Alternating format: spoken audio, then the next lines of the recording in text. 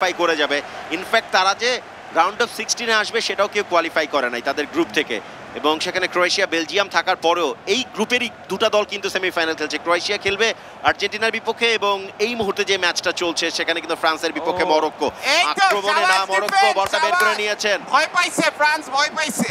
লম্বা করে বাড়ানো বল, সেখানে অবশ্যই আমরা দেখছি থিও হার্নান্দেজ এক্সিলেন্টলি কিছুটা নিচের দিকে দিয়ে দিয়েছেন। সেখান থেকে আমরা দেখলাম বলটা ক্লিয়ার হবে।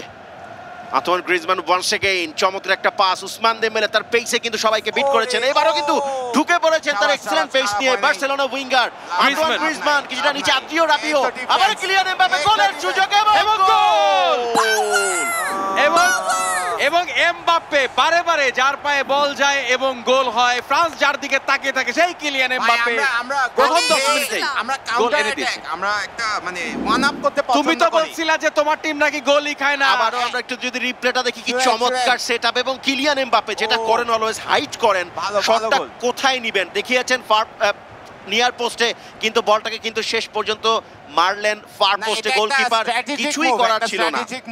যে ফার্স্টে গোল খাওয়াটা একটা স্ট্র্যাটেজিক মুভ, একটা স্ট্র্যাটেজি। হ্যাঁ আচ্ছা, আমি কোচ না আজকে, এটা আমার স্ট্র্যাটেজি। আমার কাছে একটু অবাকই লাগছে আসলে এই ওয়ার্ল্ড কাপের সেরা গোলকিপার হিসেবে যাকে ধরা হয় ইয়াসিন বোনো, তিনি কিন্তু গোল কনসিড করলেন এই ওয়ার্ল্ড কাপে। এখনো পর্যন্ত একটা গোল কনসিড যিনি করেন নাই, একটা ওন গোল তিনি খেয়েছিলেন, প্রতিপক্ষ তাকে গোল দিতে পারে নাই।